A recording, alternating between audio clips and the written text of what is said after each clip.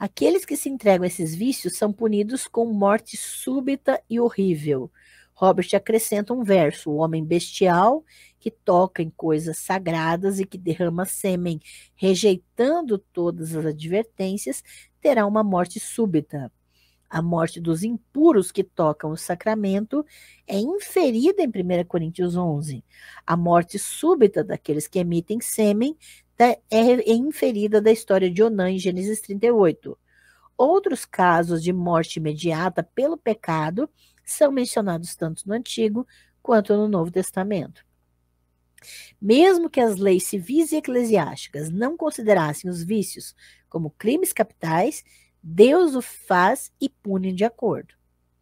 O confessor de Robert é então instruído a acrescentar a comparação com o incesto materno e a equiparação com o assassinato. Veja que o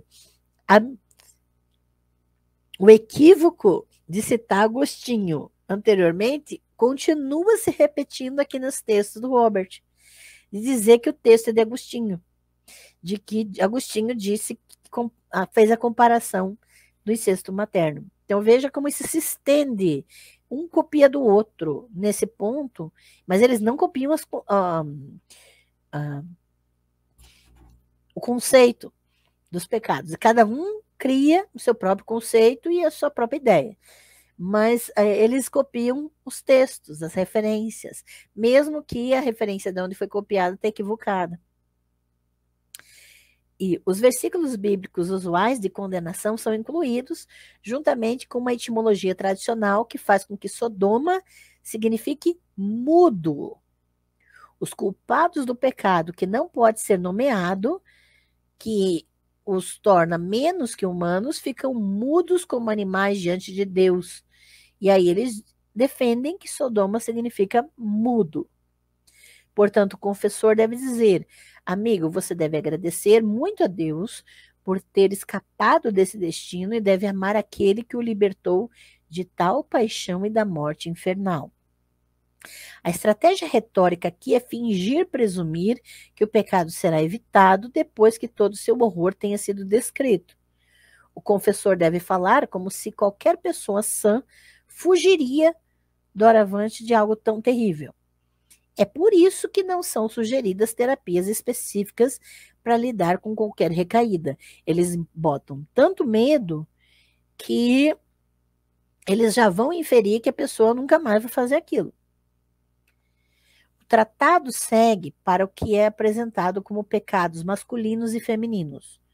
Primeiro, ao beijar mulheres com a boca aberta. E vamos lá, agora levanta a mão, todo sodomita, everybody. O pecado é beijar mulheres com a boca aberta, com o uso da língua ou mordiscando. Em seguida, vem o toque dos órgãos genitais a fim de produzir desejo em uma mulher. O confessor é instruído a perguntar se o penitente já se tocou sem ejacular. Ele deve ser advertido de que isso leva muito rapidamente à fornicação. Por fim, né, o confessor deve perguntar se o penitente já mostrou sua natureza a seus companheiros ou a qualquer outra pessoa. Veja novamente a palavra natureza sendo usada para se referir ao pênis. Então, nem sei se vocês sabiam que beijo de língua era pecado também, né? Igual a sodomia. Então, já sabem. Se já o fez, ele deve ser advertido de que isso é, no mínimo, um pecado de fornicação, já que é produto de luxúria. A questão de mostrar a natureza para outra pessoa, né? O confessor também pode acrescentar a seguinte admoestação, embora ela deva ser usada com cautela. É costume dos sodomitas mostrarem uns aos outros suas virilha, né? Que é o termo latim, virilha é uma palavra latina, né? E eles se conhecem por esse sinal, e é muito vil tornar-se como sodomitas. Mas Robert acrescenta imediatamente que é melhor dizer isso apenas para aqueles que desejam mulheres com veemência e que pecaram com elas com frequência.